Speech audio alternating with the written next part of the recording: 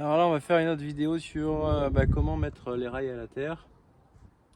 Alors il y a plusieurs systèmes, hein. Il y a Novotegra, il y a SDEC, il y a K2.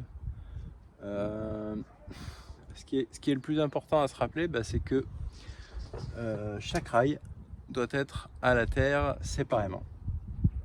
Alors qu'est-ce que j'entends par séparément? Ça c'est par exemple la terre qui vient de votre tableau. Bon, moi je vais la mettre à la fois sur le triangle et après je vais faire un bout de fil qui va aller de là à la première vis et un autre bout de fil qui va de l'autre rail en haut à là. Et après, quand vous êtes sur des supports béton, les sun ballast, on peut pas faire ça justement parce qu'il n'y a pas de... Donc là en fait on est obligé de faire des connexions comme sur la vidéo que j'ai fait avec Jordan, où on fait une connexion par panneau, de panneau à panneau. En fait on fait à chaque fois un pontage entre chaque panneau. Et on peut pas repartir, on peut pas faire ce brancher là et après aller à l'autre bout du cadre pour repartir sur l'autre. Non, on est obligé à chaque fois de partir du même endroit.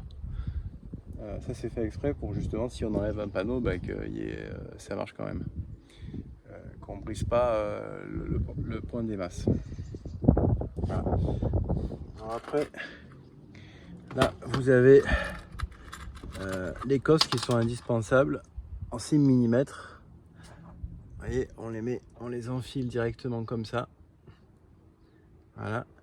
Et après, il vous faut impérativement cette pince pour bien les serrer. Ou vous avez plusieurs crans en 6 mm, 10 mm. Je crois que celle-là, elle va jusqu'à 50 mm. Donc vous pouvez serrer des cosses jusqu'à 50 mm, ce qui est très important quand vous avez des batteries.